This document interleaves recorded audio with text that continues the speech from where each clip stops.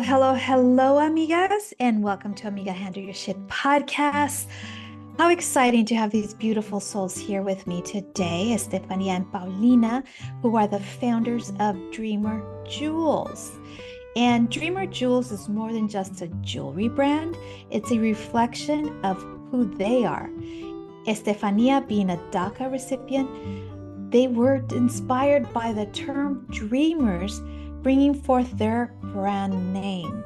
Through their journey of being immigrants and daughters of immigrants, they hope to inspire your own path and show there are no limits to your dreams. I'm excited because here's the thing, amigas. They're DACA recipients, and we're going to get into that. So, without further ado, hello, amigas, and welcome to Amiga Handle Your Shit podcast. How exciting to have these beautiful souls in front of me today, and how incredible it is that they get to share their voices regarding their life, their journey, and how, given a certain situation that would have been bad, right? They completely changed the trajectory of their lives once they were granted the permission to do the things that they're doing right now. And so without giving too much to it, we're going to have them talk all about dreamers and the jewels that they have and whatnot. But I'm just so excited to have these beautiful souls, Estefania and Paulina, who are beautiful, not only outside and inside, amigas, but they have such a beautiful story. And I think that many of you are going to resonate and will love what they have to say. And the fact that they're here is a testament that things can change here in this country and things can be good for all in this country. So I'm excited. Here we go. Estefania and Paulina, welcome to Amiga Handle Your Shit podcast. Hi, amigas. Hi, we're so excited to be on here. We wanted to say thank you for the opportunity. And we really hope that our stories, whether they resonate with you guys or you guys could see how in other people's lives, they have similar stories to ours. Absolutely. And let me say this.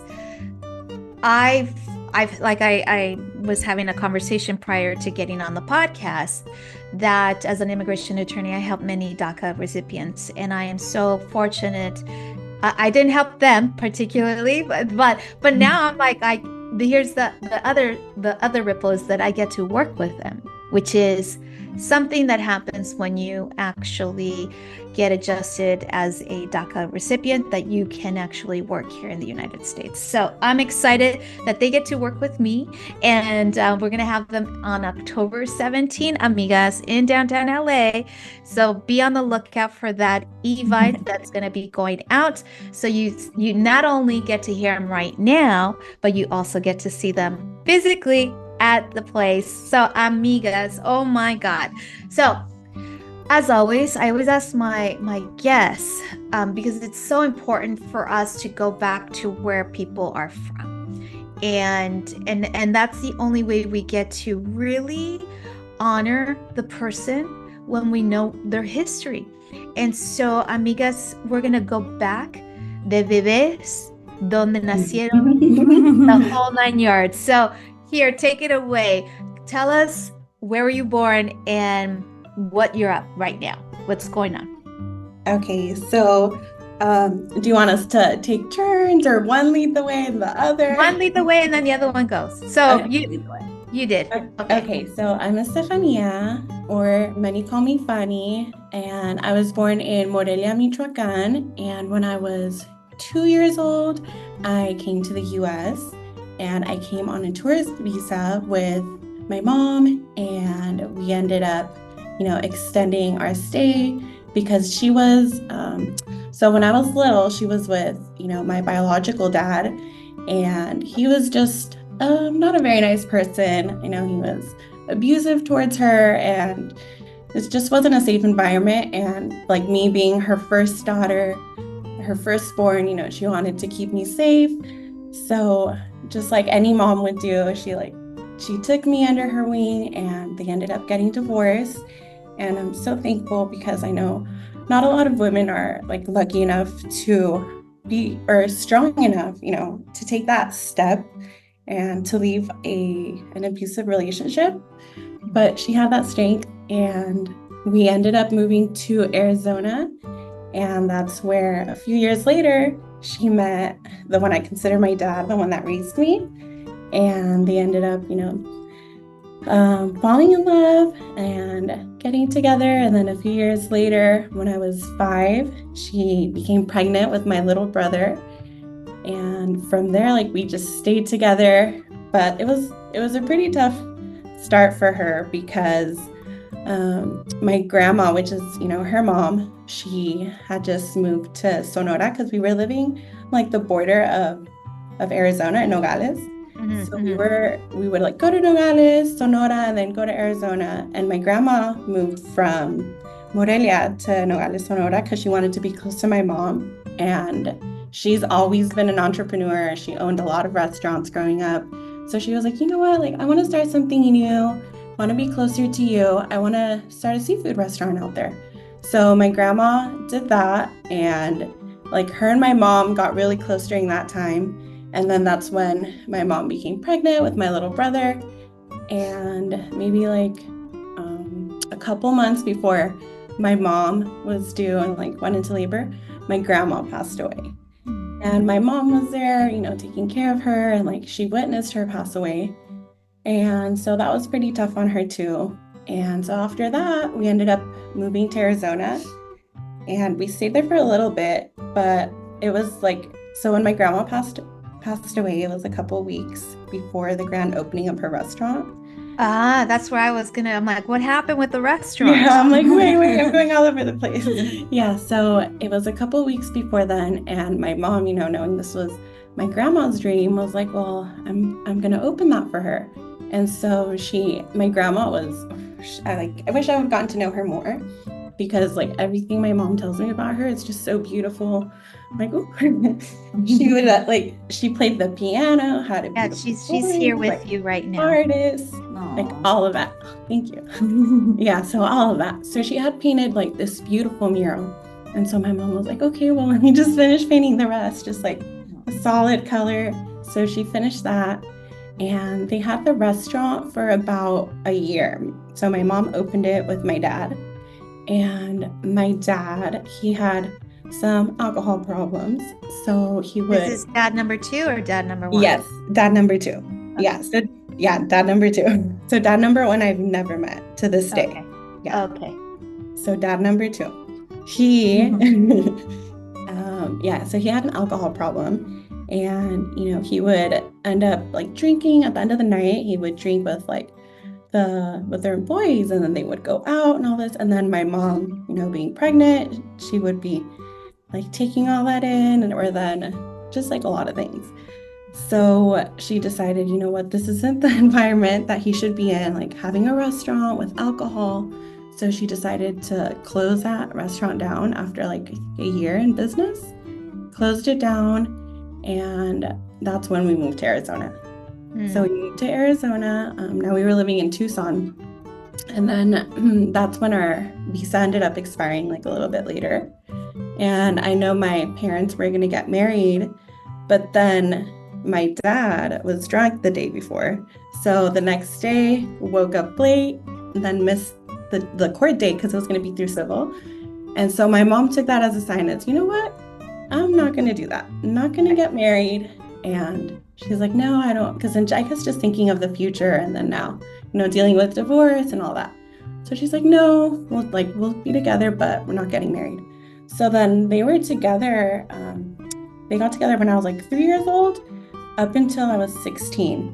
But throughout those whole years, there would be a couple times where they would separate, and then they would get back together. Because my dad, he's a great person.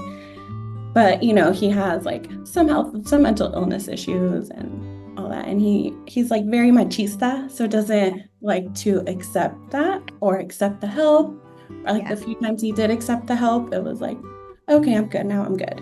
Mm-hmm. Yeah. So, it's interesting. It's very egoic, being machista, and but it's very pervasive.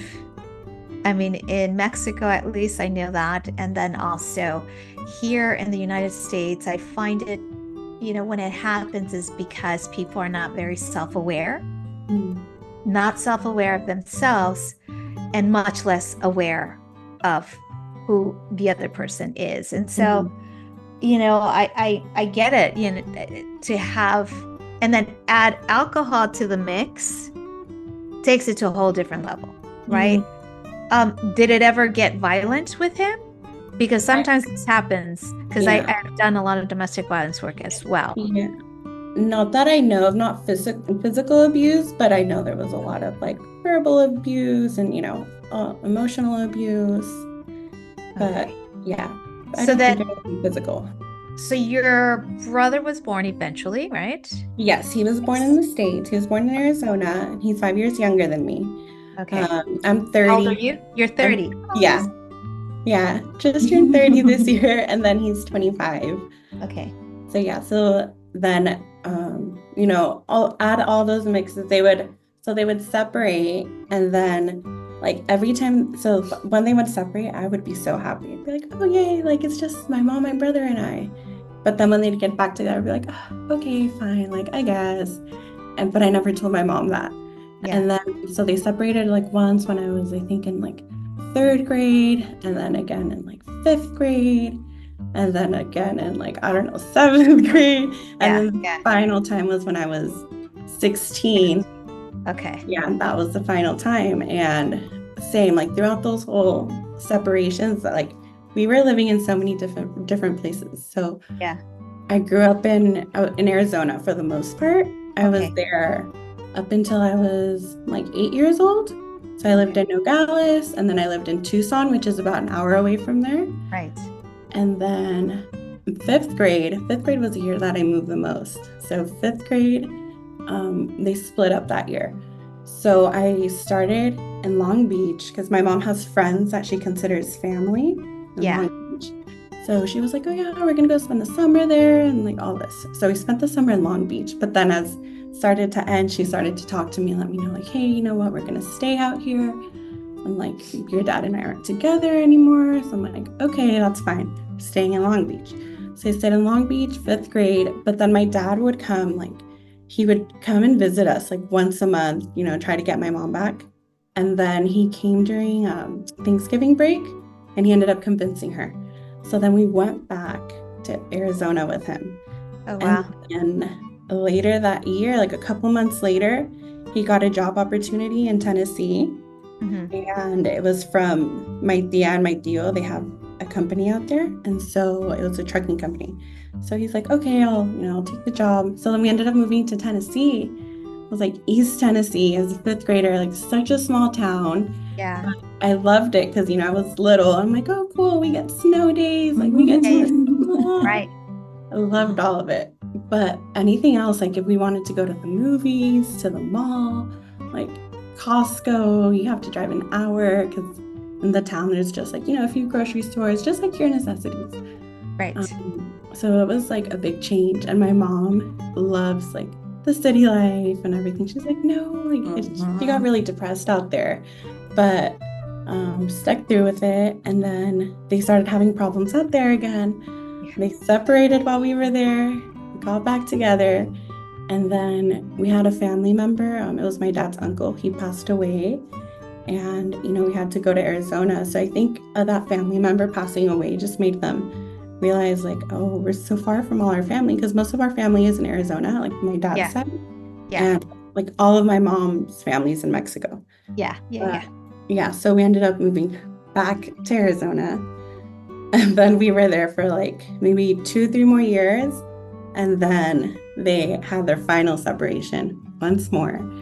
And we ended up moving to California, to Long Beach. Okay. Where your mom wanted to be. Yes, where she wanted to be. And then I've always wanted to be out here. Like when I was younger, I'd always be like, oh, when I get older, I want to go to California. I want to live there. I want to study there.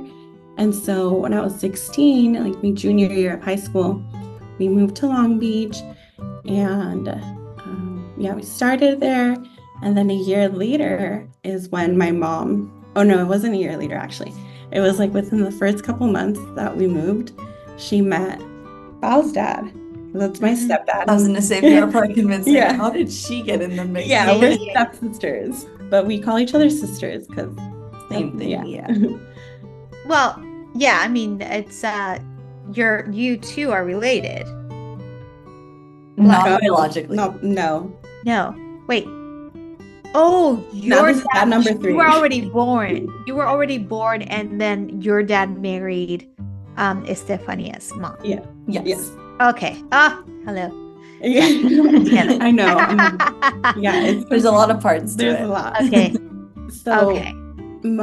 So my mom meets Bao's dad like a month into moving here.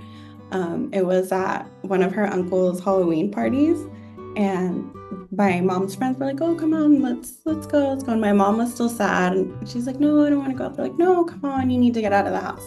So she goes to this Halloween party, and she ends up meeting Sergio, which is Bao's dad. Yeah. And it ends up that they're from the same small town in Michoacan, from Apatzingan.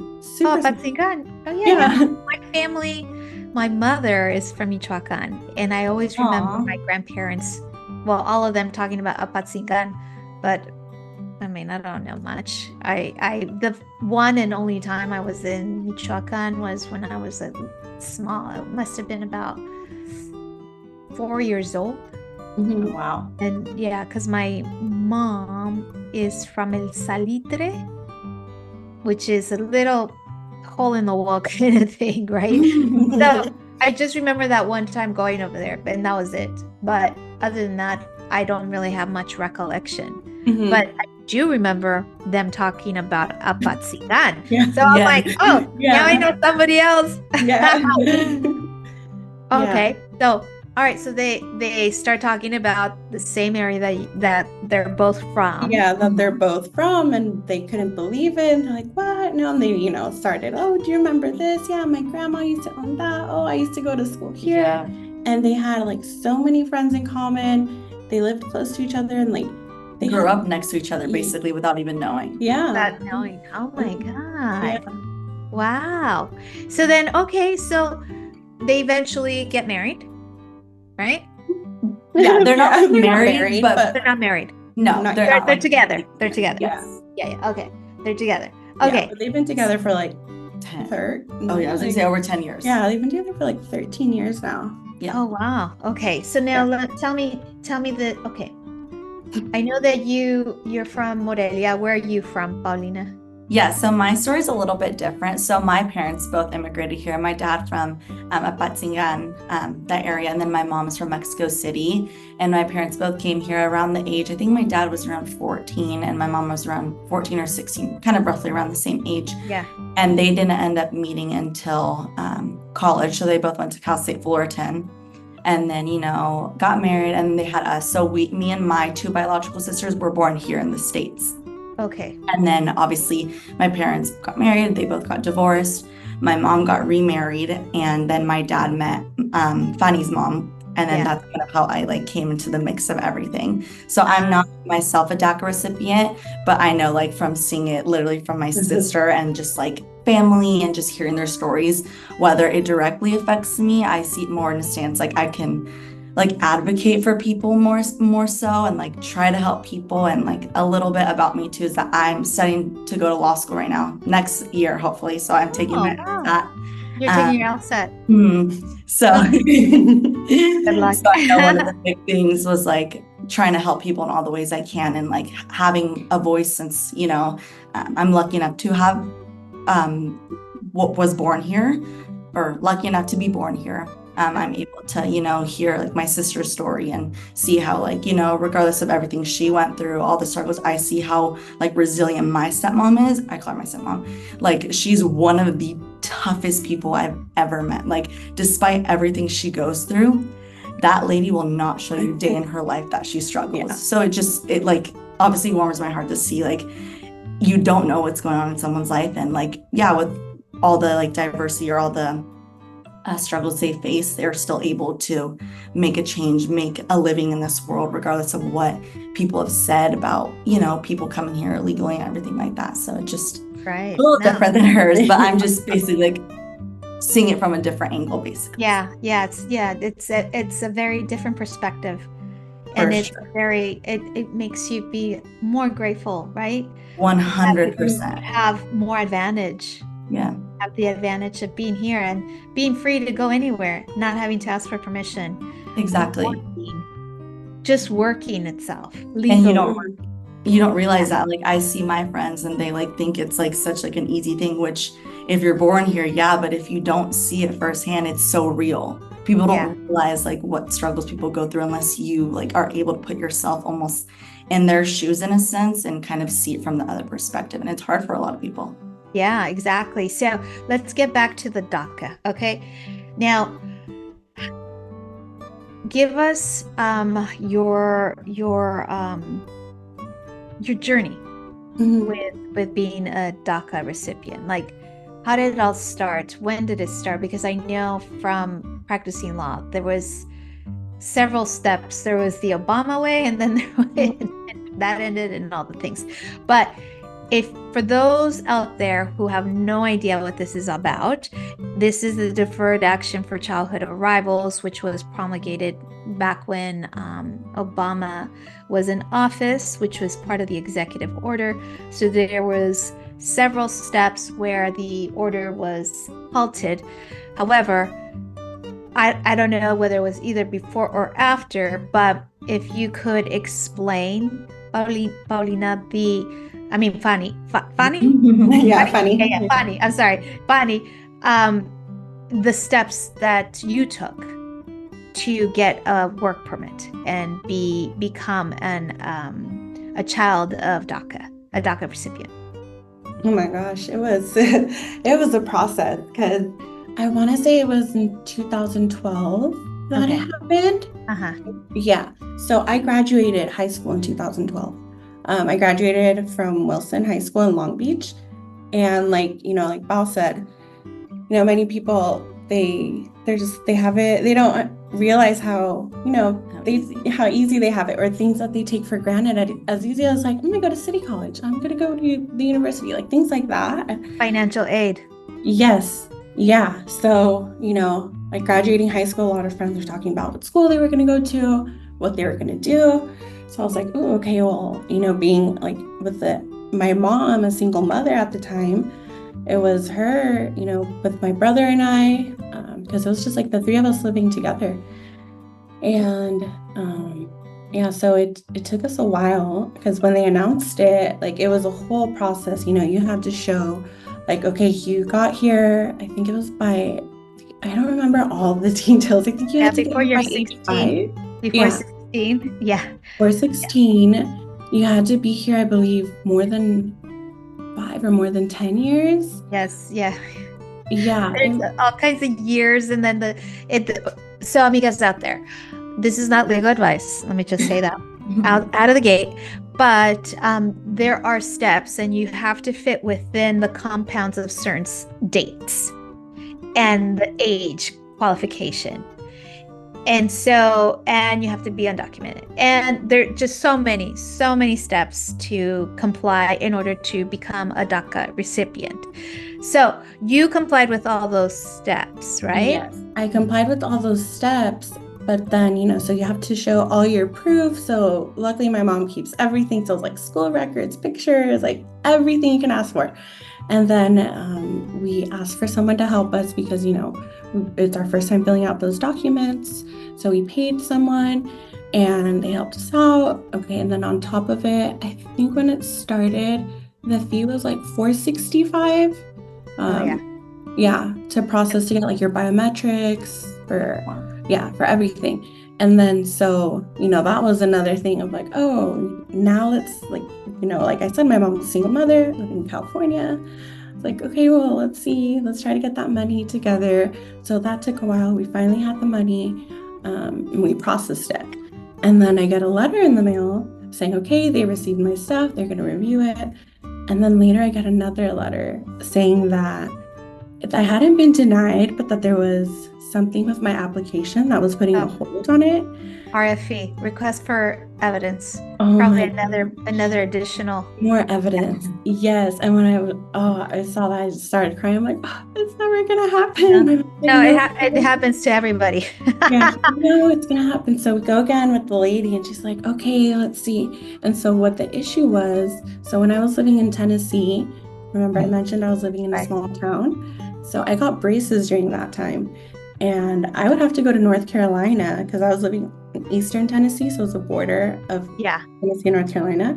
So I would go to North Carolina to the orthodontist, to the dentist. So they, I guess that was the issue of like, why are we going, or something. There was like a missing this back and forth kind of thing. And I guess it was, okay.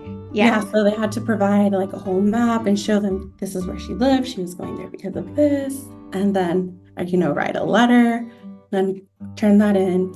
And then finally, a few, weeks, months later, I ended up getting it. And I felt like the happiest. Oh my God. It was the happiest day of your life? Yeah. I was like, oh my God. It was simple as like, I can get my license. I can drive. I was like, I was 18, 19. Like, I can drive now. And you can get a job. Yeah, I can get a job. I can go to school. Like, little things like that. Yeah, I know. It's so amazing. I'm so happy that you were able to do all those things. And I hope it continues. I mean, there's just so much going on. Who knows, right? Yeah. But okay, so now you have your work permit and you live here in California. Yes. Okay, so you didn't go back to Arizona. You guys didn't go. No, but you. Okay, Paulina was not from Arizona, so LBC, right? All right, so ladies, now I read somewhere that so I think it was you, Estefania, that got your college degree, or was it you, Paulina, or both of you? I'm still in college. Almost. Still college. Okay. I'm almost done. Okay, so Paulina, you went and got a degree. Walk us a little bit about that. Yeah. Oh my God. Sorry, guys. I'm sorry, Estefania. I'm really sorry. You're good. So tell us about how that happened. Like you got your work permit and then you applied, or what did you do? Oh, okay. That was a whole process too. It was like, okay, now I have DACA school. Let's try to get financial aid. And they had financial aid for Dreamers. It was a special financial aid that they had, but you had to, once again, you have to meet the requirements.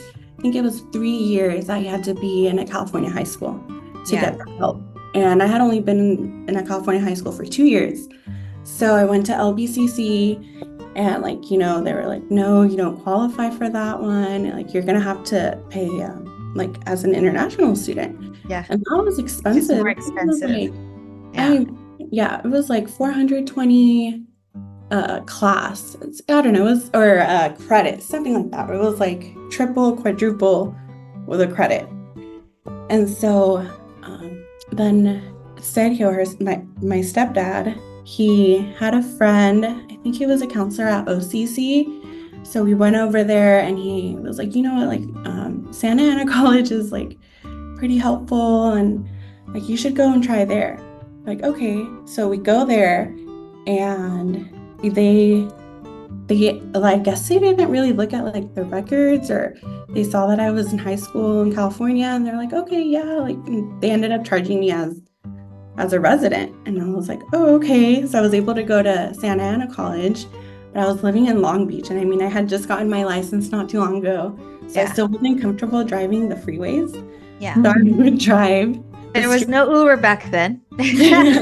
No. And so I would drive the street from Long Beach to Santa Ana College. Wow. Yeah, I would do that. 2 hours. And then with traffic, forget it. Yeah. And so I would, and finally I got comfortable and I was like, I can't be doing this forever. Like, let me get on the freeway.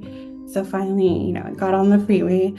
And then, so I was doing that. And at the time, I had my first job was at Moda 2000 or Moda 2000. It's a quinceañera store in Anaheim. Yeah. And luckily, when I started there, I still didn't have I didn't have my DACA. And she was so sweet. She hired me.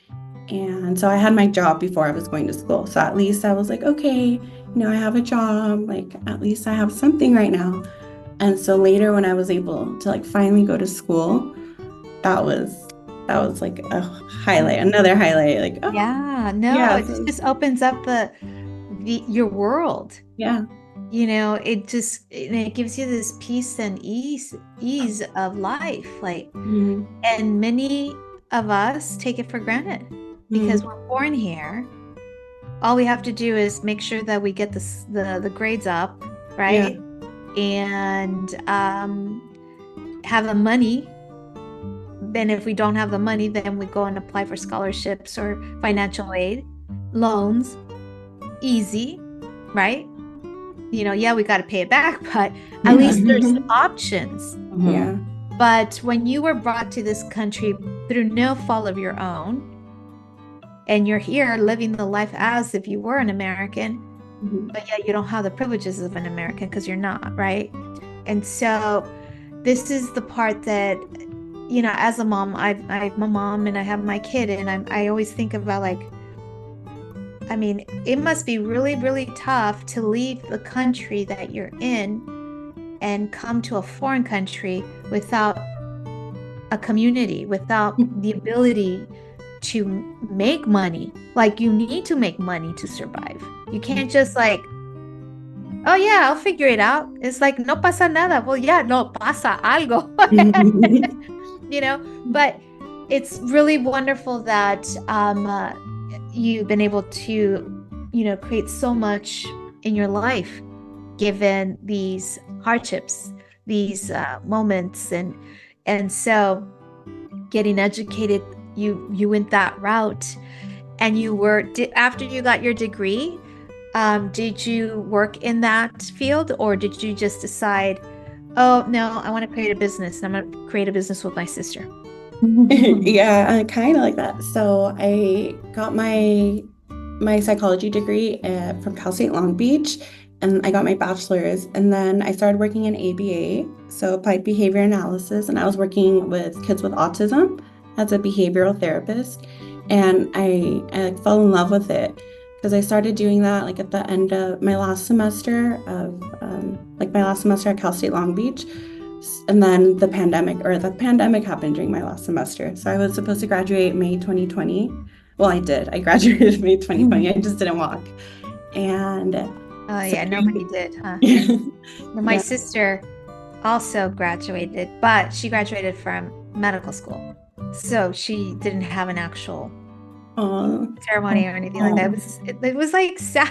Yeah. I mean, it was okay, but at the same time, it was like, oh man, like, I mean, she eventually had a in-person when she graduated from residency, because she's a full-on doctor, but it was effed up, if you ask me, for all the kids, all of them, irrespective of nationality. It didn't matter. If you were in California, it wasn't going to happen. Yeah. So, but through that, something good happened, right? Yeah. So through that, I realized like, okay, you know what? I do want to work in this, because I continued working in ABA because, luckily I continued to work because, it was, what is that? I'm blanking right now. I'm sorry, I'm blanking right now. Oh, no problem. Through you were working in the medical field. Yes. Yeah. So I was, okay. Yes. But anyway, so once I was working in that, I realized, you know what, I want to get my master's in this. And so I did it through an online program. I'm like, well, what better time to do it during COVID? Let me get my master's online. So I got my master's, but then halfway through the program, that's when I was like, oh, I don't want to do this. But I was already halfway in, and I'm like, no, let me finish it. Let me get my master's. And like, not only for me, but for my mom too, because she was like, oh, she was so happy. Of course. And she paid for my master's. And after like just everything she went through, like, you need to have her on here, because I could talk about her and her story, and we'll be here for like another hour. Yeah. And then my mom, she had to get a hysterectomy. And then she had like other things. So she needed someone to be there with her for like a month. And I took a leave of absence from work so I could be there for her. Yeah. And during that time, I was like, you know what, I'm going to take this and I'm just going to kind of switch fields. And I'm like, maybe I'll go into recruitment. Maybe just, I want to try something else. And so I started to apply. And I ended up eventually like quitting my job because I tried to quit and they're like, no, take the leave of absence, like take care of your mom and come back. I'm like, okay, fine. But I ended up quitting anyway. And then like during that time, like during that month that I wasn't working, I feel like I just became depressed. Like I wasn't showing it, but I was like, I'm not working. I don't know what I'm doing. I was 28. I was like, I want to be a house owner soon. Like I want to do this and that. I'm not where I'm at like in my career. And so then I was just like, what do I do? And then my mom was the one that was like, you know what, you've always been into jewelry, been into fashion. And she's been telling me this like for years. She's just start your own business. She's like, just start selling to your friends and your family. And so finally she's like, just do it. Come on. I'm like, okay, fine. So I ended up like, we went to LA and just ended up like looking for vendors and we ended up like buying a little bit. And then she's like, yeah, just like try with your friends and family. I'm like, okay. And like, so I ended up doing that. And I tried to sell it to Bao. I'm like, do you want to be my first customer? And she sees it. She's like, wait, oh my gosh, everything is so cute. Do you need a business partner? Yeah. And I was going to do it with a friend. And I had just told her that I didn't want to do it with her anymore because I started thinking in the long run, like, I don't want this to affect our friendship and just like all these other things. And I was like, you know what? No, I'm going to do this by myself. And I ended up doing that. But then when Bao asked, I was like, oh my gosh, like this is like another chance to have, a partner. And then, I mean, I've known Bao for like 13 years. Like a big part of my life. Yeah. I've been there. So how old are you, Paulina? I'm 21. You're 21. Okay. And you're 30, right? Mm-hmm. Okay. Yeah. All right. So now, so you're like, oh, I want to be your business partner. Let's do it. So was it like, all right, done? I called her because I was like, well, let me see how serious she is about this. Like, where is your mind at? Because one thing with like my other friend, I was like, well, where do you see this going in the long run? Oh, well, like, as like a side thing, like passive income or like this and that, but this isn't what I want to do. And I'm like, no, like I see this as like, this is where I'm going. Like, this is my main thing. This is what I'm going to do. Like, right. And yeah. And then, like, I'm going to make it work no matter what. Yeah. And so Bao, she had the same vision, like, yeah, I want us to eventually have a store, this, and like, she saw like the big picture. And then I've seen her like work ethic through school. She is just so dedicated. She's always like straight A student, always with her family, her friends, sports, now in a sorority, like studying for the LSAT. And she's like always on top of it. Yeah. So I've always admired that. And I'm like, yeah, of course. So you graduated from college, Paulina, or No, I'm almost. I'm on my last year, so I'm a senior. I'm at Cal State Fullerton right now. Okay. And so, all right. So tell us a little bit about your jewelry line and how obviously, Dreamers it works well given that we have a dreamer here, right? So were there other names that you guys contemplated or no? Well, I already have the name and the Instagram when Bao asked, so it was like already there. Mm-hmm. But how I came up with like, I was thinking of like Mariposa or like Monarca, because I was thinking of like, okay, I'm from Michoacan, Monarcas, and I wanted to keep that like, that identity of like, well, this is me. And one time I was on the phone with my boyfriend. And so I'm giving him like these names and then he's the one that ends up telling me, he's like, what about Dreamer? He's like, Dreamer Jewels. I'm like, what? Like when he said that, I was like, oh my gosh, how come I never thought of that? And I was like, what? He's like, yeah, because that's what you are. He's like, you're a dreamer. And he's like, people follow their dreams. And then jokingly, he's like, and you love to sleep. You're always dreaming. Yeah. So he's actually the one that came up with the name. And then Paulina said, yes, let's do it. Yes. Or really funny was like, I called her one day, I told her, and then she's like, yeah, look, let me think about it. Okay. At the time, I was working at actually a jewelry store. I had been there for almost a year. And I was like, you know what? Like, I could just like either do both or like quit this. And it's like, it's not like I haven't ever worked in jewelry before. I've been there for like a whole year.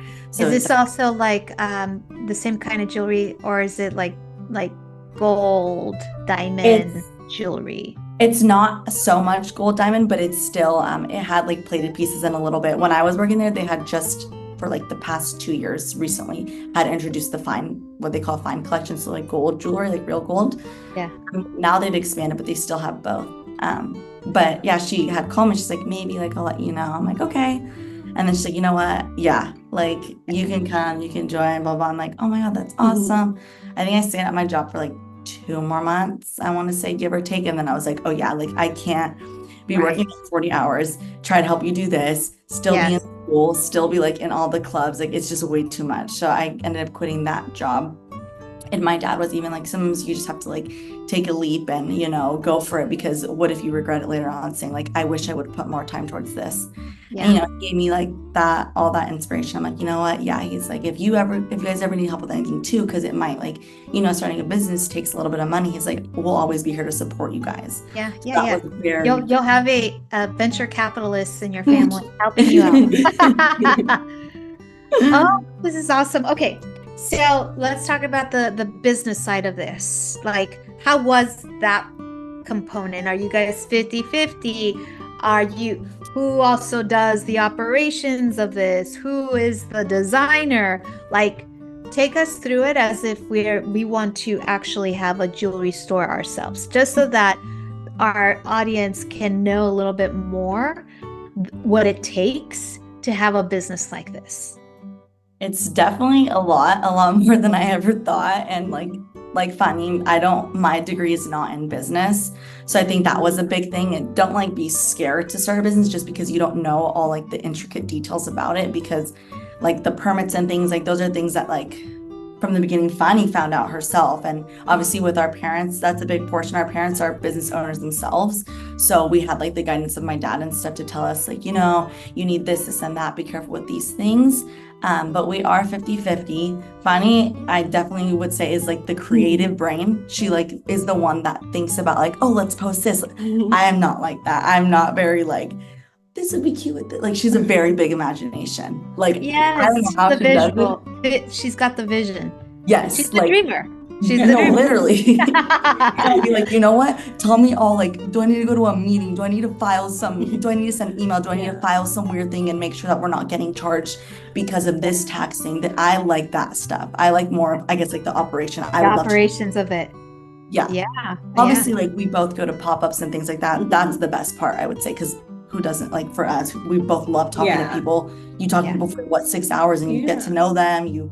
I don't know, that's like the best part, I would say. Yeah. Building that community. Yes. I'm sure you guys meet a lot of women. So many people, and it's so nice. And I hope you're getting their emails. You gotta, okay, let me say something about this. You need to get their emails. Okay. Because you need to have them, because social media can go away. And it could be a strong possibility in the future, especially given AI. So here I am, amigas. You hear it from me. Always go for the emails, because at least you have something that works and will continue to work, irrespective of social media. Mm-hmm. That is a clientele base that is so important. I'm like, did I get the emails? That's right. When you message us, you're like, I need both of your emails. I'm like, emails? Okay. Yeah. I mean, you should. And then also create your newsletter. Keep your clients. Here I am giving you advice. I love it. Have your client, your clients want to know all the latest, because right now we can look at your website, which we can find you. Let's just so that the audience know. How can people find you guys?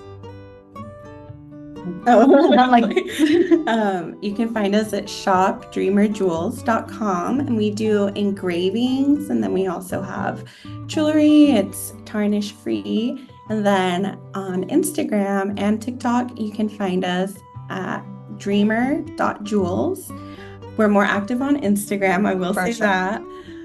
It's tough navigating both, but yeah, that's where you'll find us more active. And then you can join our email list. If you go onto our website, you can join our email list right there. And we always try to keep people informed, whether it's like a pop-up that we do last minute or just our schedule. Our schedule's always posted on our Instagram as well as our website. And then, like I said, we continuously try to send emails at least the first of the month. And then if there's any random pop-ups that happen to we just come across, we'll send an email saying, oh, like last minute pop-up. Don't forget to you couldn't come last month or whatnot, then try to come to this month, the time, the date. Yeah. And that's where we do our permanent jewelry, our charm bar, all the fun stuff. And we have a lot of jewelry that we don't have online, like some pop-up exclusives too. Yes. Oh, nice. Pop-up exclusives. There's going to be a pop-up on October 17th, just saying. Yeah. You heard it from me. Okay, so what jewels actually sells the most? Because I know there's always that one piece that everybody wants. What would you say is that one? Definitely our permanent jewelry sells the most out of all of our engraving, regular jewelry, charm bar, things like that. What bracelet do you think? What chain? I feel like lately Mimi's the mini Coco, maybe. We named all of our chains after our dogs and family members. How cute! Mimi's my little sister. Oh, cute. It's the forever jewelry, permanent jewelry. We're okay, well, it's our family and our dogs. Yeah. Nice. So the Mimi or the mini Coco, and mini Coco's our dog. One of our dogs. Coco, and that's a bracelet. Yes, those are bracelet chains. Show us here, because I know on Instagram they'll be able to. On YouTube they'll be able to see I have the Coco bracelet, but the mini one is daintier than this. But see, these are some. You can add charms. I have a little D for Dreamer and for my boyfriend's name, Danny.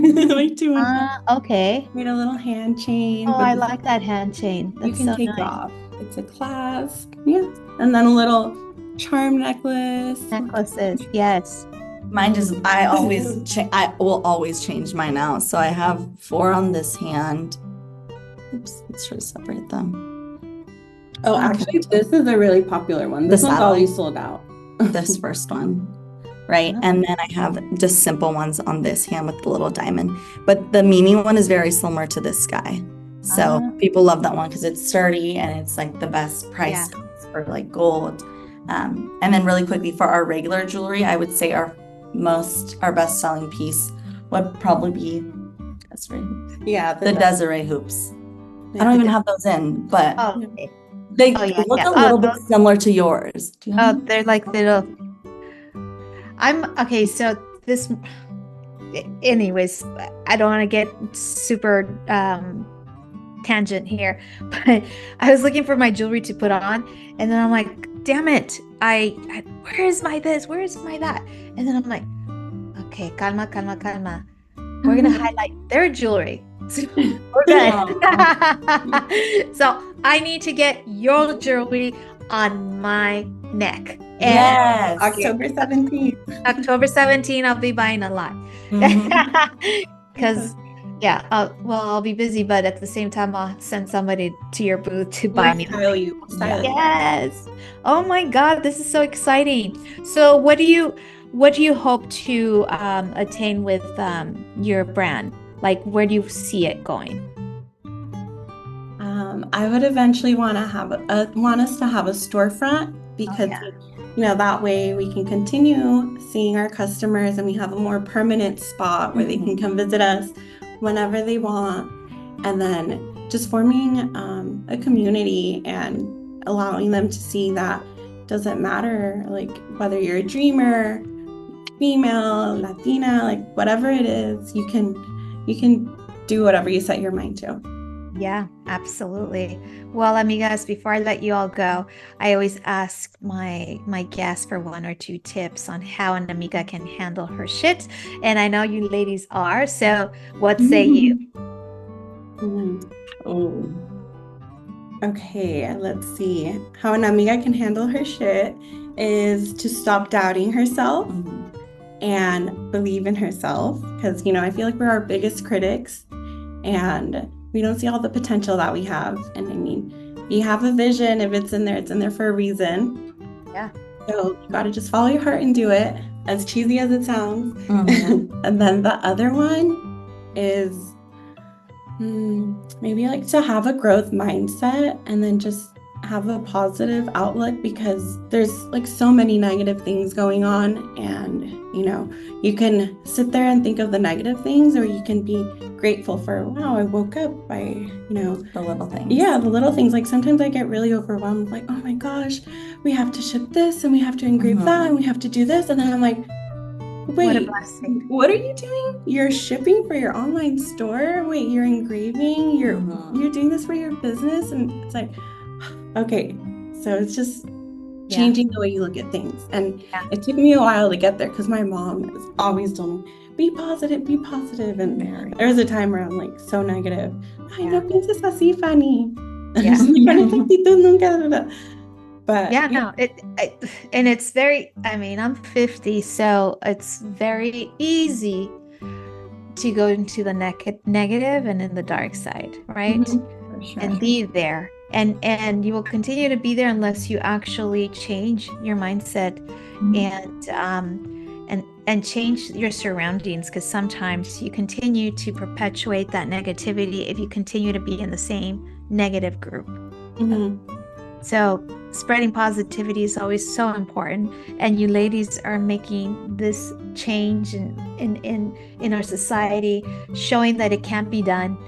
Like, we can stop these limitations, have this growth mindset, and just follow your heart, right? And to also remember that your mindset is the most important thing, and to never be afraid. You'd rather do something and say you did it than look back and regret that you didn't do it. That's right. Amen, ladies. Wow. Is there anything you ladies want to add before we end this conversation? I don't think so. Just to thank you and everyone listening for, taking the time out of their day too to kind of hear our story, or Fanny's story more importantly, and that anything is possible regardless of your past or whatever happens in life. Anything is possible, like Fanny said, if you really put your mind to it.